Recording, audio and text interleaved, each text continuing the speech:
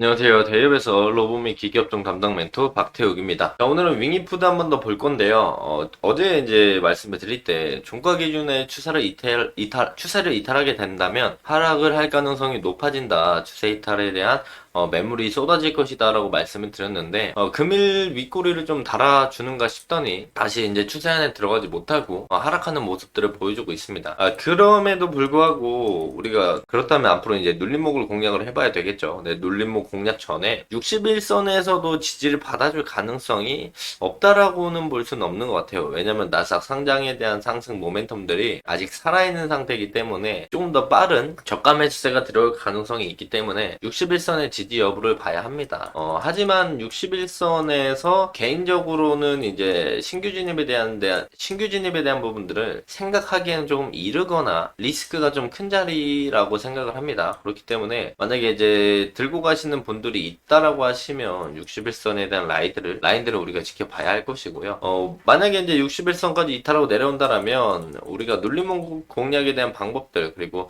하반기에 자사주 소각에 대한 내용들이 나오면서 그 부분에서 이제 상승에 대한 모멘텀을 한 번 더 볼 수도 있겠죠. 그래서 해당 내용 오늘 자세히 이야기 나눌 예정이고요. 자, 해당 영상 본격적으로 시작하기 전에 앞서서 저희 대기업에서는 해당 종목뿐만 아니라 전 종목 모두 꾸준히 추적하고 분석해드리고 있기 때문에 구독과 좋아요 한 번씩만 눌러주시고 영상 시청해주시면 감사할 것 같습니다. 자, 바로 본론으로 들어가서 본다라고 한다면 자, 윙이푸드 이제 저번 시간에 뭐라고 말씀을 드렸냐면 앞부분에 대한 내용들을 너무 많이 했기 때문에 알고 계실 겁니다. 눌림 공략 상승, 눌림 공략 상승, 눌림 공략 상승, 눌림 공략 상승, 눌림 공략 상승, 눌림 공략 상승 이 부분에 대해서 계속 말씀을 드렸고 마지막으로 우리가 한 번 더 눌림을 노려보는 자리가 해당 라인이었어요. 근데 이 라인들을 어제 기준에 이탈이 나오게 된다라고 한다면 해당 추세 지금까지 21선 쭉 타고 올라왔고 요번에 21선 이탈하면서 해당 추세를 이탈하는 거기 때문에 우리가 이제 추세 이탈하면서 종가를 형성하게 된다라면은 그 부분에서 추가적인 하락이 나올 수 있다라고 말씀을 드렸었습니다. 그렇게 말씀을 드리면서 또한 이제 이때 상승 나올 때부터 제가 말씀을 드렸던 것 같아요. 5월 한 중순쯤부터 고점들이 높아지는 우상향 추세를 보여주고 있고 RSI는 낮아지는 모습들을 보여주고 있기 때문에 추세가 하방으로 바뀔 가능성이 있다. 그 확률들이 있다. 하락 다이버전스가 보인다라고 말씀을 드렸고 그 부분에서 이제 추세 이탈이 지금 나오는 모습들을 보여주는데 우리가 또 생각을 해볼 게 저번 영상에서 말씀을 드릴 때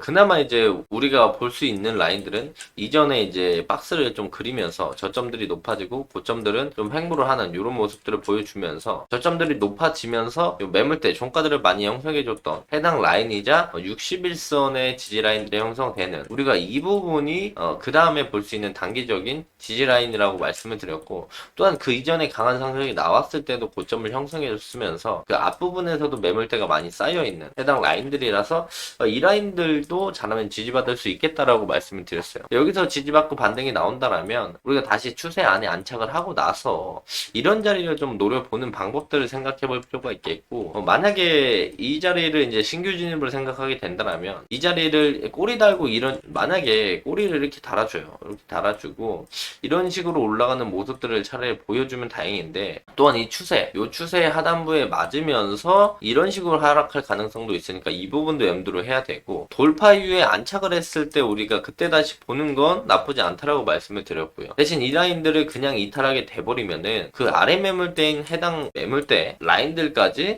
쭉 빠질 가능성이 있기 때문에 그 부분을 좀 조심해야 된다. 만약에 내가 진짜로 짧게 요 라인들을 짧게 리스크 관리 자리를 잡고 요 안에서 대응을 잘 할 수 있다라는 분들은 한 번쯤은 트라이 해봐도 나쁘지 않은 자리라고 생각을 하는데 우리가 리스크가 좀 크게 하방이 많이 열려있기 때문에 이 친구들이 이제 장중에 툭 이런 식으로 빠져버리면 그 부분에서 실시간으로 대응을 하거나 걸어두지 못하시는 분들에게는 오히려 역효과를 좀 일으킬 수 있는 부분들이라고 생각을 합니다. 왜냐면 다들 직장인 분들이시고 할 일이 있으실 거고 업무를 하시면서 못 보는 상황이 많을 텐데 그런 부분에서 이제 이만큼의 수익이나 여기서 반등 나오는 꼬리를 잡겠다라고 했다가 괜히 손실을 볼 바에는 차라리 우리가 밑에 라인들을 기다리거나 해당 라인 안 주고 올라간다면 올라갔을 때 눌림들을 공략하는 그런 부분들을 생각을 해보는 게 오히려 이제 손실을 볼 수 있는 확률을 좀 줄여갈 수 있는 방법이지 않을까 생각을 합니다. 이런 부분들 참고하시면 좋을 것 같고, 윙이푸드가 오늘 윗꼬리를 좀 달아주고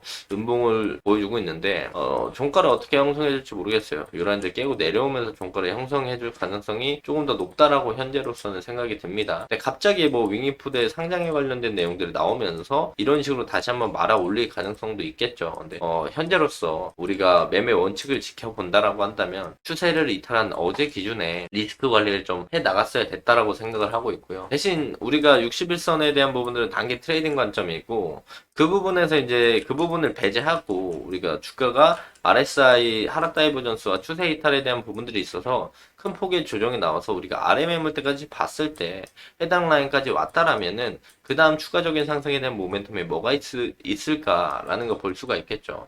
근데 해당 가격대까지 내려왔을 때까지 나스닥 상장이 안 돼 있다라면 나스닥 상장에 대한 모멘텀이 남아 있을 것이며, 만약에 상장이 되어 있다라고 친다라고 한다면 우리가 하반기에 자사주 소각을 볼 수가 있습니다. 그래서 이 부분에 대해서 한 번 더 말씀을 드리고, 눌림목을 공략할 수 있는 방법들, 공략 이후에 상승에 대한 모멘텀을 말씀드릴 수가 있을 것 같은데요. 자, 보시면은 윙이푸드가 이제 하반기에 대규모 자사주 소각을 진행을 한다라고 되어 있죠. 그래서 내용들을 쭉 내려서 확인을 해본다라고 한다면 나스닥 상장에 대한 부분들은 빼고 이야기를 해보도록 하겠습니다. 우리가 눌림 이후에 상승이 나왔을 때에 대한 부분들이니까요.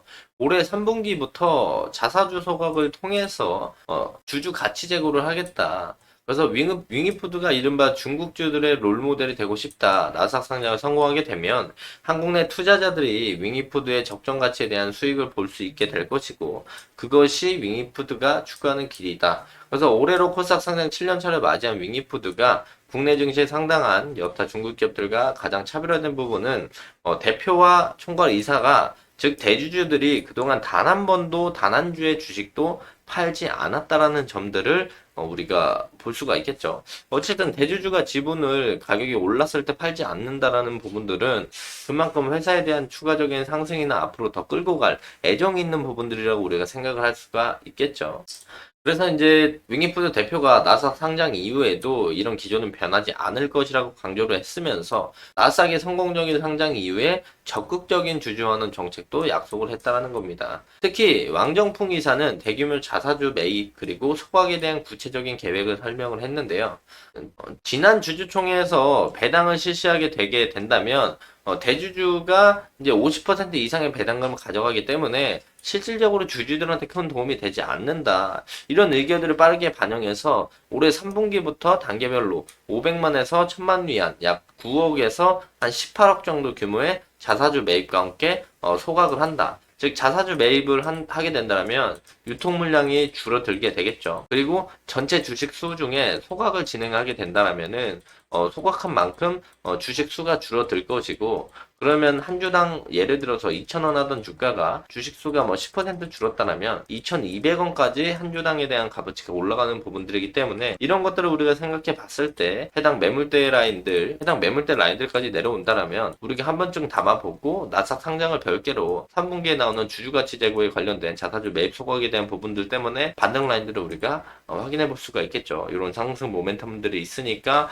이런 부분들 보시면서 좀 기다리시면 좋을 것 같다 말씀을 드리면서 금일 영상 마무리하도록 하겠습니다. 자, 해당 영상은 제 개인적인 견해가 많이 담겨있기 때문에 투자자분들의 주관적인 생각 그리고 제가 말씀드린 해당 내용들을 토대로 현명한 선택을 하시면 좋을 것 같습니다. 자, 금일 영상이 조금이나마 도움이 되셨다면 구독과 좋아요 한 번씩만 눌러주시고 댓글도 많이 남겨주시면 감사할 것 같습니다. 자, 금일도 영상 끝까지 시청해 주셔서 감사합니다.